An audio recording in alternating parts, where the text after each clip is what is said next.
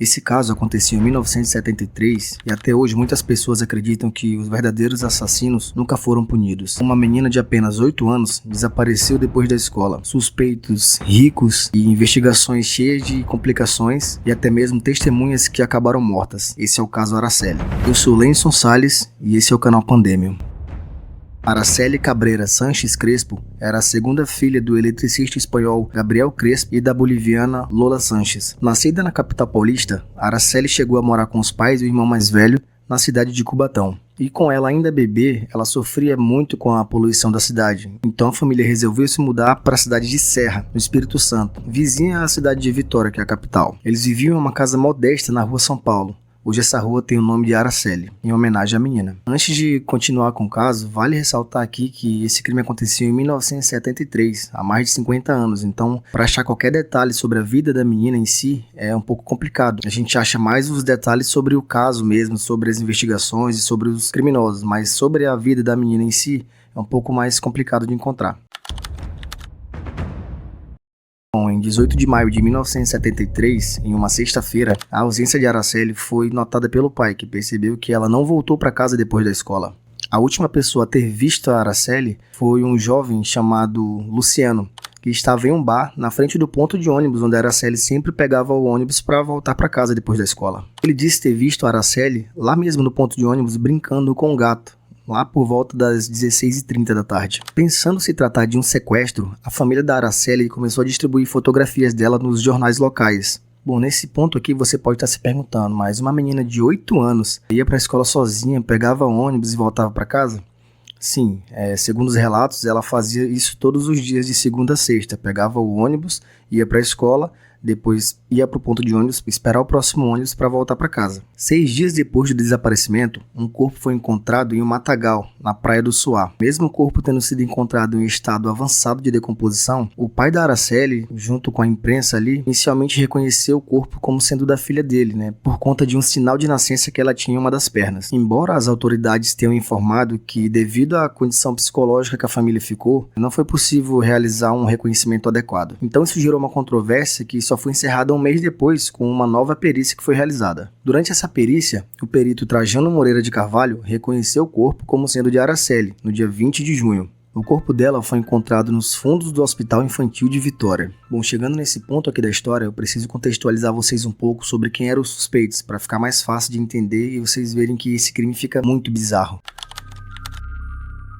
Os nomes dos suspeitos envolvidos eram Paulo Hilal, conhecido como Paulinho, e Dante de Barros Michelini, conhecido como Dantinho. Esse último era filho do latifundiário Dante de Brito Michelini. Ele era muito influente na ditadura militar, que foi quando ocorreu o crime. E só para vocês terem uma noção do tanto que essa família era influente, tem uma rua lá em Vitória com esse nome, Avenida Dante Michelini. Enquanto Paulinho era filho de Constantine Hilal, de uma família igualmente importante. Resumindo, eles eram praticamente intocáveis na época. Eles já eram conhecidos na cidade por usarem drogas e violentarem garotas menores de idade. Também supostamente teriam sido responsáveis pela morte de um guarda de trânsito que tinha parado eles uma vez. E por se tratar de toda essa influência da família, todo o dinheiro que eles tinham, e pela impunidade do crime que eles supostamente já tinham cometido, seria praticamente impossível acusá-los e principalmente condená-los.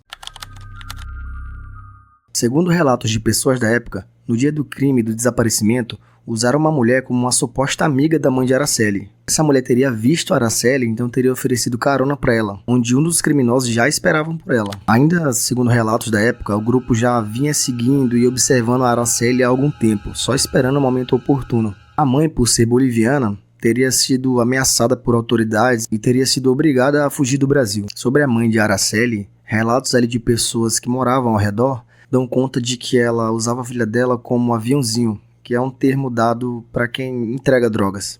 Uma das hipóteses é que a mãe dela teria pedido ou mandado a Araceli entregar um envelope a Jorge Michelini, tio de Dantinho, um dos suspeitos do crime. Chegando lá, os acusados teriam estuprado e assassinado ela em um dos quartos do edifício Apollo, no centro da cidade. Porém, de acordo com a promotoria, a Araceli estava esperando o ônibus para voltar para casa quando Paulo Hilal, que estava em seu Ford Mustang branco, pediu para Marisley, que é aquela suposta amiga da mãe da Araceli, dizer para a menina que o tio Paulinho estava esperando ela para levar ela para casa, dar uma carona para ela. Lembrando do que eu disse sobre os relatos das pessoas, foi comprovado que a menina foi mantida em cárcere privado por pelo menos 2 dias no porão e no terraço do bar franciscano, que era um bar que era da família Michelini, os suspeitos do assassinato. Bom, esse bar era conhecido como Inferninho, na área nobre da cidade, frequentada pela nata da sociedade. E tudo o que aconteceu lá era do conhecimento de Dante Michelini, aquele latifundiário lá, pai de um dos envolvidos. Os acusados teriam mordido e arrancado partes do corpo da Araceli. E aí nessa hora aqui eu vou deixar vocês imaginarem as várias atrocidades que eles fizeram, porque eu prefiro nem comentar por ser muito, muito pesado. Então vocês já podem imaginar do que eu tô falando, né? Eles ainda permaneceram com o corpo dela ali, colocaram em um freezer, né, e jogaram ácido ainda para dificultar a identificação do cadáver. Segundo informações, ela ficou nesse freezer até eles decidirem ali o que eles iam fazer com o corpo dela. E alguns relatos ainda apontam que eles tinham praticado necrofilia. E, gente, só fazendo uma observação aqui, nada que eu tô trazendo nesse vídeo é baseado em opinião minha ou suposições da minha parte, tá? São artigos publicados e relatos de pessoas que viviam na época do caso. Bom, dei uma pesquisada aqui e eu juntei as publicações oficiais que saíram com os relatos que foram contados por pessoas que moravam na região na época ou filhos de pessoas que moravam na região na época. E como alguns relatos eles se complementam com o caso, então eu decidi juntar tudo para poder contextualizar melhor para vocês entenderem, tá? Bom, voltando aqui, os suspeitos foram citados nos artigos 235 e 249 do Código Penal. Também foi apontada como suspeita a própria mãe de Araceli, por ela ter feito a filha de mula, né, para entregar um envelope que supostamente poderia ser droga. E eu já tinha falado disso um pouco antes, né, então vocês vão vendo que as coisas vão se encaixando, os relatos com as investigações vão se encaixando nesse caso. Bom, a Lola, mãe da Araceli, ela seria um contato ali Brasil-Bolívia no tráfico de drogas, mais especificamente de cocaína. Ela desapareceu de Vitória em 1981. Lembra que eu falei pra vocês que ela supostamente teria sido ali ameaçada por autoridades e teve que sair do Brasil? Pois é, as coisas vão se encaixando, né? Bom, e o pai da Araceli, ele faleceu em 2004. Eu não consegui achar muita informação sobre como ele faleceu, somente que ele faleceu em 2004. Após o sargento José Romero Dias, depois de ter quase chegado perto ali de finalizar o caso, ter sido morto com um tiro nas costas, o caso foi esquecido por um tempo. Clério Falcão, um vereador que teria conseguido se eleger deputado estadual, com a promessa de dar um fim nesse caso da Araceli, conseguiu a constituição de uma CPI na Assembleia Capixaba. Essa constituição concluiu que teve omissão por parte da polícia nas investigações do caso, com a intenção de manter distante ali os verdadeiros assassinos, que eram pessoas muito influentes na cidade, né? Como eu já havia dito para vocês. O crime repercutiu em todo o Brasil, então as pessoas estavam querendo que tivesse uma solução, que os culpados tivessem sido presos e condenados ou punidos. O Brasil queria justiça. A testemunha-chave do caso foi Marisley Muniz, antiga amante de Paulo Hilal, que declarou que a Araceli foi violentada e dopada com altas doses de LSD. O corpo da Araceli permaneceu no IML de Vitória até outubro de 1975, aproximadamente ali 2 anos depois do crime, quando só então ele foi enviado para necrópsia no Rio de Janeiro, sendo sepultado no ano seguinte, em 1976.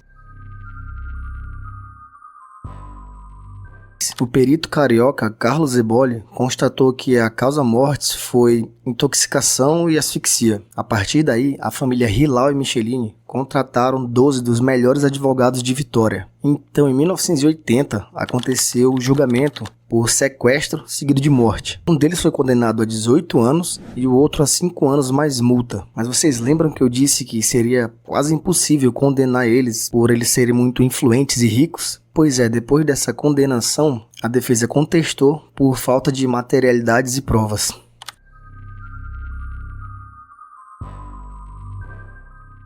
E pediu anulação. Então, em 1991, depois de um novo julgamento, eles foram absolvidos do caso. Desde então, eles estavam acima de qualquer suspeitas. De acordo com o relato de José Louzeiro, autor do livro Araceli, Meu Amor, o caso produziu pelo menos 14 mortes, desde possíveis testemunhas e até pessoas que estavam tentando ali desvendar o crime. Ele mesmo, quando ele estava investigando o caso para escrever o livro dele, teria sido vítima de uma tentativa de queima de arquivo. De acordo com ele, um funcionário do hotel onde ele estava hospedado, pertencente à família Hilal, disse para ele ali que ele estava correndo risco de morte, deu aquela leve ameaçada ali. Então depois disso ele começou a se registrar em um hotel e dormir em outro, com medo, temendo pela própria vida. E por coincidência ou não, o livro dele foi censurado durante o regime militar, por pedido dos advogados. Aqui agora tem uma informação que pouca gente lembra, mas é muito importante relatar que o desaparecimento da Araceli, que aconteceu em 18 de maio de 1973, fez com que essa data se tornasse dia oficial do combate à exploração sexual de crianças e adolescentes no Brasil. Ou seja, o caso foi tão marcante que acabou virando um símbolo de combate à violência contra crianças. Atualmente também tem uma rua com o nome de Araceli em Serra, no Espírito Santo. Recentemente, em 3 de fevereiro de 2026, foi encontrado um corpo decapitado e carbonizado em um sítio em Guarapari, no Espírito Santo. A polícia confirmou que o corpo encontrado era de Dante de Brito Michelini, de 76 anos, um dos absolvidos do assassinato de Araceli. Mesmo assim, não se sabe se a morte dele tem relação com o crime acontecido em 1973. O fato é que, depois de 50 anos, o caso Araceli continua levantando a mesma pergunta. A justiça falhou ou nunca teve permissão para acontecer? Bom, se você ficou nesse vídeo aqui até o final, eu te peço que considere se inscrever no canal, né, para me incentivar aqui a trazer mais vídeos. Se não for possível, não tem problema, só deixa um like aí ou bota só um comentário sobre o que você acha do caso. Se tiver algum relato para contar sobre esse caso, de alguém que você conheça ou de um familiar seu que morava na região, alguma coisa, comenta aqui embaixo, tá? E até o próximo vídeo.